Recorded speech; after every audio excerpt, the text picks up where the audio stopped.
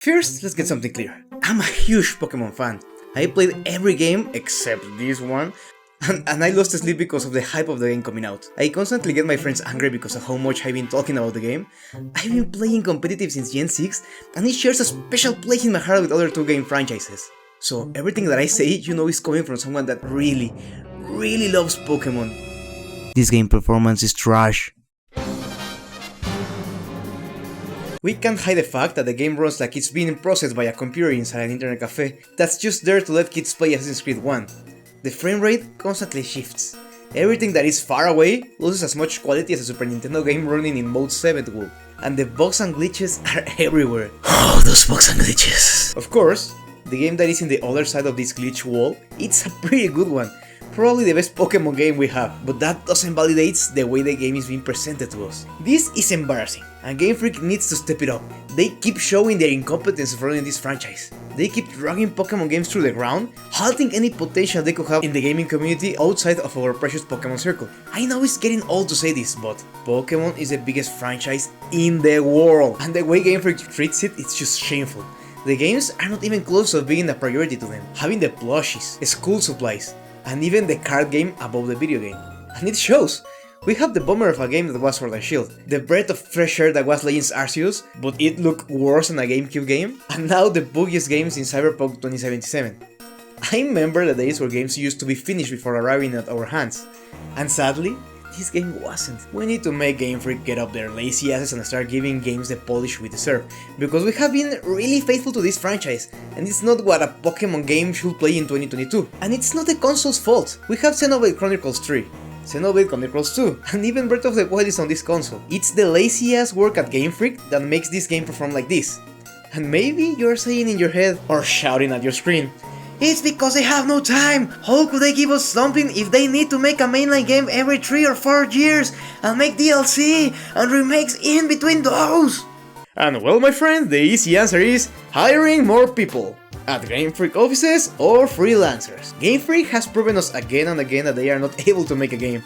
Hiring freelancers that are going to love the project even more than the main team, and having a good number of them is going to prove no more than useful to the consumer experience. Having a talented team for once would allow them to have people working on the DLC and remakes, while the main team keeps working on the mainline titles. Having each team focus on only one thing is going to improve the quality by a lot. And of course, Game Freak is not going to do something like that, because there is this rule they've been doing since, I don't know, Diamond and Pearl, where they add as little as possible to each new title, so they have more material to add to the next one, and so on and so on. But if this Game Freak rule didn't exist, we would have a Pokemon game where we have voice acting, MMO-like features, a beautiful open world, and even an expanding one. Instead of keep making more and more games, they could just add more to the already existing one, with perfect gameplay mechanics and features. But that will make them less money, so yeah, we are never having a game like that. So yeah, the game could be pretty good, but the quality in which they gave it to us, it's a shame. It's a bummer. I found the glitches sad, but also funny in a way. It's so stupid it's funny. It's like watching a really bad movie or a really quirky one, like Velocipastor or something like that. But well, now that we're done with the quality and performance, we can now talk about the quality in other parts of the game. First, let's put this out there. It's fascinating that we finally got a game where we can move around the Pokemon world, where you can see the mountains, forests, and seas that these awesome creatures inhabit. There are some wonderful vistas, even though the graphics still have a lot to be desired. The riding Pokemon feels good. Maybe a step backwards of how seamless they were in Legends Arceus, but it is still a wonderful way to traverse this giant world that they presented to us. The freedom they gave us is going to make going back to other Pokemon games really hard. You could do everything you could do before in every single Pokemon game, but better. Except dive and the post-game stuff. EV Train? There are a lot of Pokemon that spawns in packs, so just kill them. The Pokemon designs, I will do a separate video on this, but they are really good. Or at least most of them are. We need more biomes, obviously, but the ones we have are pretty well done. Maybe not the ice one, but whatever. The feeling of looking at the Pokemon living in their own environment is incomparable. Some even have swimming animations. Look at that! That's good! The main city, it's pretty awesome looking. It's It's a combination of Kalos and the one in black and white, and I think it could have been bigger, just like the ones in those games. The problem is that because of the new way the character controls, making it bigger will mean traversing through it will be slower and finding everything you want a pain in the ass. So it's a good middle point. The seamless transition between cities and overworld is amazing, with only two problems, being that the cities are just a little bit smaller and the fucking loading screens in the elevators over the Cascarrafa city. Now, with that being said... Quick answer? Yes. The game is basically the best Pokemon game out there, even with all the performance issues. But the game also has a lot of problems, like everything being so goddamn slow, every action takes so long, every loading screen gives you the time to make a sandwich in real life, and of course, now we have 3 stories instead of just the Elite Four one, and each one is special in some sort of way. The Titan Quest is a part of the story focused on the box art legendary. Each time you beat a Titan, our riding Pokemon gets an upgrade. The Titan battles have 3 parts each. 1. Finding and reaching the Titan Pokemon. 2. Fighting the Titan Pokemon. And 3. When you beat the Titan Pokemon, it eats an herb, it powers up, and now you have to beat it again, with the help of Arven, the character you are helping in this quest. Arven is probably the character with more thought put into the game. Each time you beat the Titan, Arven makes sandwiches and you bond with him. Also, you find out why he's doing the quest, and you can't help but to root for his ill Pokemon to get better, making it easy to care for him, because, I mean, it's a sick dog, you obviously want him to get better. Every Titan is the same, it gets repetitive quickly, but upgrading your riding Pokemon is worth it. I can lie to you and say I was on the edge of my seat with each Titan fight. They need more work to make it more entertaining, but the idea of having boss fights outside of gym leaders, it's an amazing one. Sadly, it's just okay in this title. This quest is the one we all know. We beat 8 gyms, then we beat the Elite Four, we battled our rival or champion one last time, and seen. It's simple. It's the way Pokemon has been for years. It's okay, it doesn't give us anything new. I mean, we can call the little tests before every gym something new, but those tests are pretty... bah. I'm gonna talk more about them in the next section of this video. In this part of the story, our rival Nemona is the one that follows us. She's actually pretty fun. More about her in the next session too. This part of the game is fine like always.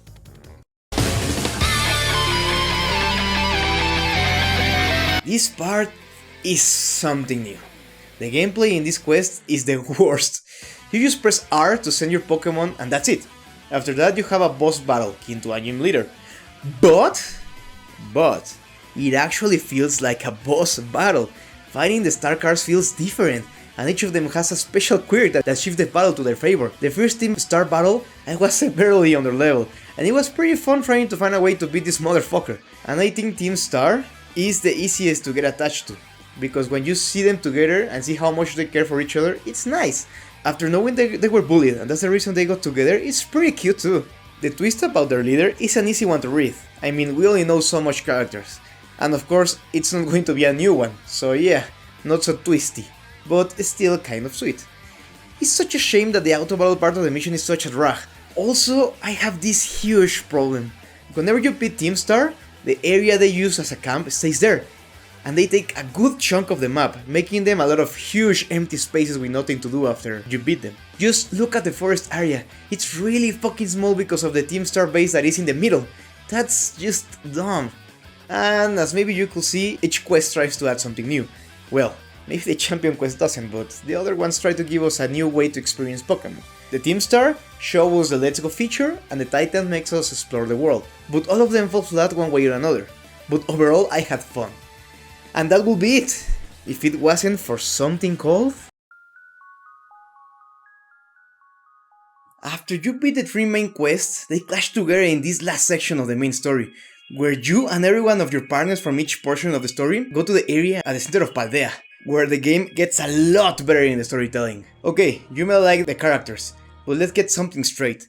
They are not written particularly well throughout the game. They are interchangeable characters. We could change Nemona for Barry or Hope or any other upbeat character and it would change nothing. Same for Penny. It's almost like your partner for that portion of the game was actually Clavel. She just appears to give you rewards and gets harassed by your Pokemon. And that's pretty much it. I love the game, I really do. But I can't with a straight face say that the game is particularly well written. through the main quest. It's the same old autopilot character interactions that we have in every single Pokemon game. And if you say, "What do you expect? It's a game made for kids," you are part of the problem. These were meant for kids too, and they have character growth, stakes, good goddamn grinding, so being for kids does not exempt them from being well written. But, and hear me out, but, in the last arc of the game, while you explore areas and go from checkpoint to checkpoint, these cardboard characters become real characters. We got a glimpse of what Gamefreak giving the littlest of shits looks like. The characters start having dialogues between them, and the way they bounce from one another is really fun. Seeing Penny become this smartest character that clashes with Arben's egocentry, it's pretty funny, and the energy of Nemona finally coming through as an intermediary for them, and actually cheering them up as things get worse and worse, it's pretty awesome. Seeing them follow you in the overworld also makes it easier to connect with them, because you are actually looking at them. They become friends more and more as you go down in Area Zero, and when you reach the final battle, they are fully fleshed friends, even making jokes playing from the character's personality. Like this line Penny says, "It will never leave my head, because of course Penny will say that to Nemona. It's not an autopilot dialogue, it's an actual line that Penny will say to Nemona. Finally, after 30 hours of playtime, these figures become real characters." And I'm tired of people saying, "Yeah, it's because they have character development. They start boring, but they become fun because that is development." Nope. Development is a character changing because of the circumstances in the story that made them perceive stuff in a different way. And that never happens, they are the same characters. They are the bubbly, energetic champion, the emo, close, egocentric orphan, and well, one of them is portrayed as shy, but actually is like an introvert with sass. And they stay that way, the only thing that changes is the way they are written. They get out of the autopilot bubble of the Pokemon games and get to become their own characters and play to their strengths. And how do we know that? Because in the mainline story, we have a lot of forgettable characters. Everyone got mad at me because I said Cynthia is memorable, but well, the game gave us enough information about Cynthia that the anime could give her a cool personality and character, and that's why she's still a force to be reckoned with until now. She was a presence in the World Tournament in the anime, but Gita or Brashus or the Bug Gym Leader, well, they are hella forgettable. They have nothing in their plates. And this tree could have ended up like that if it wasn't because of the last mission. The only ones that had some sort of chemistry outside of Team Star was the Elite Four.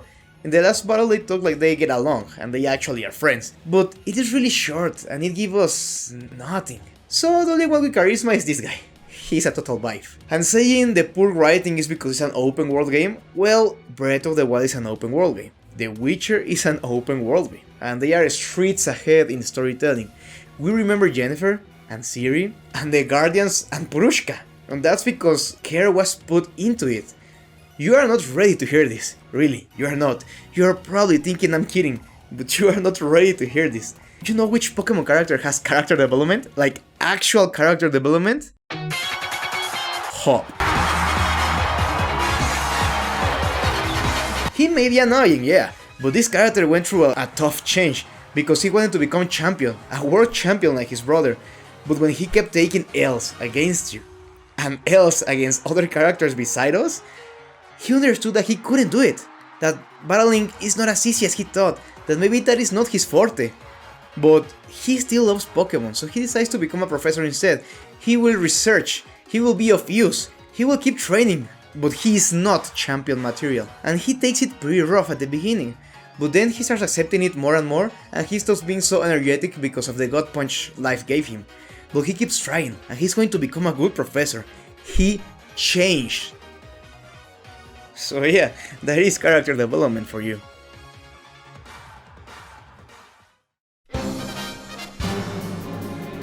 We don't connect to the Elite Four and the other characters aside of our rivals because they don't do shit. We don't get to know them before we battle them. And having a short talk with them before the gym is not doing anything. And the school classes are a good idea.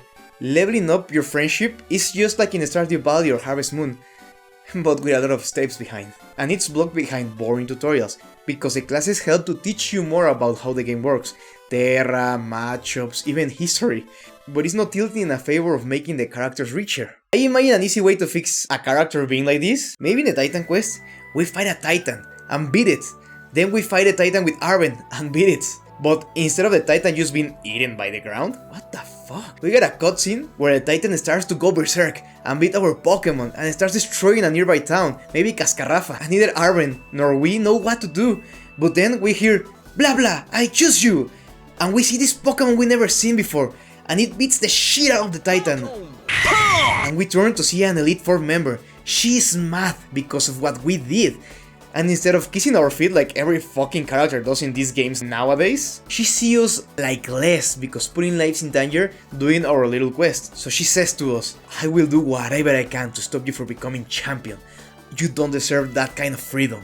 And she goes away. And we have a new mission. Beat her and show her that we have become stronger, that we are never letting any Titan or anything else get out of our hands. And maybe, in the late game, we see a baby Pokemon that resembles the one she used to beat the Titan before, and you're going to want to catch it because you know how powerful its evolution is. And there, we created a narrative. Now Elite Four member becomes a character and a barrier between us and our goal. We want to prove ourselves, and just with one little change. I didn't reinvent the wheel, I just gave the characters some fucking respect. Now, the gym leaders could have been a lot better if they gave them this sort of narrative too, instead of them just being quirky. And the gyms could have been more memorable if the tests had been different. And it really surprises me that the tests are this awful, because Pokemon did it right years ago. To be exact, 24 years ago.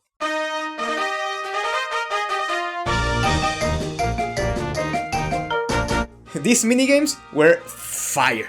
And if the gym leaders had minigames such as these ones before the gyms instead of the train wrecks we got, it could have been awesome. They have to stop thinking that the test should be in the same gameplay engine and think outside the box. The Psychic Gym almost got it right, but it was dumb, easy, and just got back to the brainless trainer gauntlets before a gym fight. And you know what could have improved because of the minigames too? Multiplayer. It's cool to have your friend in the same world, yeah, but you can do anything outside the trades, battles, and raids that you could always do without they being in your world. This minigame gives you something else to do with friends in the game, and maybe having a leaderboard could entice you to be a top name in your friend's world. The star battles were boring, just press R to win. This could have been an awesome idea for a multiplayer concept. In old Mario Maker fashion, maybe you could go to the camps you beat already and build challenges and mazes with the help of the Team Star grunts you defeated, and make your friend go through this dungeon where you place Pokemon from your box or rental Pokemon from the grunts in a way to stop your friend's progress. And at the end, they can battle you controlling your chosen team and a star vehicle that you build yourself. Having the option to build one subset of the types you already fought and adding abilities from other Pokemon with the same typing, just like the poison card that spread poison barbs whenever you attack him, just like the new rock poison Pokemon. And also, the beginning tutorials are really long. Open world. Come on, stop holding our hand that tight. Jesus, almost 3 hours of tutorial. Excuse me? Nah, don't ever do that again.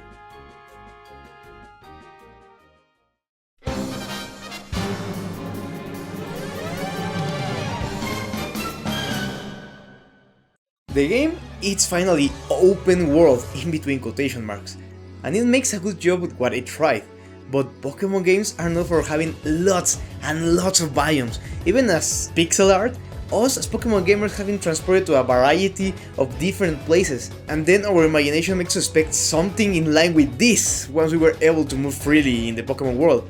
But there are not any biomes like this in the game. Everything is grass, sand, or desert. Sometimes it's changing the texture about the mesh of the ground, and games like Breath of the Wild and Xenoblade show us how vast the world can be in the Switch. Like in the other games, we need big deserts with more than just 3 rocks. We need to be able to go underneath the water, not just visit some shores that look more like an afterthought more than something that they had in mind while making the game. Even Pokemon Snap understood that there is a difference between watching Pokemon just swimming and watching them in the real environment. How they move, how they train their moves, how they live, how they sleep, how the nest looks like. Are they lonely or do they move in packs? And looking at coral reefs, caves, even seaweed is obviously more eye-catching than this. And yeah, they could have done it, but they don't want to. After all, they need to save more features for future games, right? Speaking of which, it's awesome to have Pokemon in the overworld, but we need them to interact with one another, or at least have some script events, like Zangoose fighting Seviper in the wild, or Heracross punching some trees, having them just walk in 3 centimeters lines in a loop? is not the interactive idea I had with Pokemon in the wild. We can look at Pokemon Snap again. There are little events like bit of swimming, Tangrowth jumping for the fruit. There are some simple stuff they can add that will make the Pokemon feel so much more alive. And of course, make them touch each other in battles! Moves like these are not acceptable anymore. Legends Arceus did it. Why can't we get the same here? It helps the player to immerse themselves more in what's happening. Believe it or not, they expect us to watch these creatures just swinging wildly into the air and go, "Whoa, that was a sick animation! I love the part where they didn't share the same place in space!" Okay, this is the first swing at a Pokemon open world game, so hopefully they understood that we need gyms to have multiple teams depending on our badge number. They've done this before, and they acknowledge its existence in the Pokemon Origins anime, so why not implement it on your first open world game? I tell you why. They don't want to give us a definitive game, just feed it to us in small pieces. And of course, the most requested thing, please, add voice acting. These silence hurts, these scenes are not as powerful as they should be. This is just sad at this point, we need voice acting. Even Legend of Zelda got voice acting, and the Spanish one is fucking amazing. Creemos que esta especie podría tener efectos medicinales extraordinarios.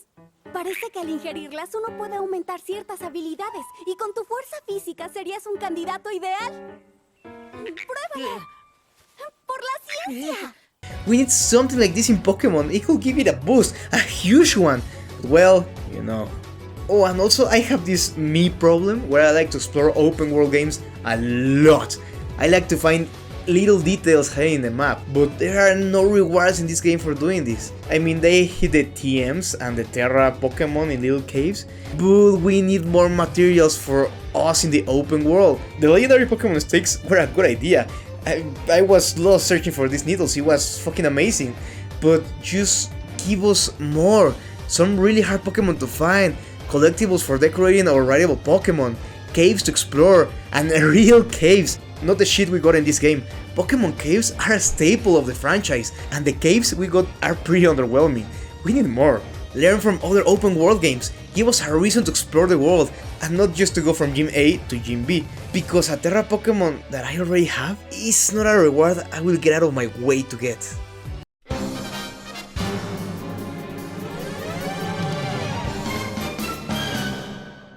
This game is a mess. The code is buggy, the glitches are everywhere, it feels unfinished, the characters are alright until the last arc where they become pretty good, and the open world is a beautiful change for the Pokemon franchise, even though the Pokemon used to stay there and spawn in one of two ways, as a single spawn or as a closer, but nah, nothing new there. They don't roam or anything, just keep to their program circle, except sometimes weird Pokemon will fly when you get close and it looks pretty cool. And some of them have good flavor wind, like Kilowattle, simulating that it's hunting for fish in the beach. And even though this unfinished presentation crap is unforgivable, the game is so much fun. Even though they keep taking stupid decisions like removing set mode, or making you collect the 50 fucking shards to change your Terra type for a competitive battle, each minute you take exploring the world, battling, and evolving your Pokemon is a goddamn blast! I love the game, and I don't expect anyone to get fucking mad because you enjoy the game. You enjoy what you enjoy. But those who say the game is unplayable, that is crap and the worst Pokemon game and you reserve your money back, well, they are just hella dumb. Yeah, I said it. Your arguments are dumb and you should touch grass, my dudes and dudettes. We can love this game a lot because I do. But we can't be blind to what Gamefreak is doing, and we should make our voice be heard. We need finished games with good quality and love put into them. We don't want the same barfed out content from previous games. We want an evolution in our favorite franchise. Let's hope we stop saying Pokemon is headed into the right direction and finally say, yes, they did it, this is the Pokemon game we've been waiting for all these years. And please, add in the DLC a forest, a real forest, a huge fucking one like Viridian Forest or the one in Heart Gold and Soul Silver. I want to not be able to look at the sky, make those trees cover my panoramic view, give us some beautiful scenes. Sell us this world, sell us these characters, make us fall in love again with this game, and not just us, the fans. Make new fans, make this game bigger because it's beautiful, that's why we love it. Give it the respect it deserves, and give us the respect we deserve.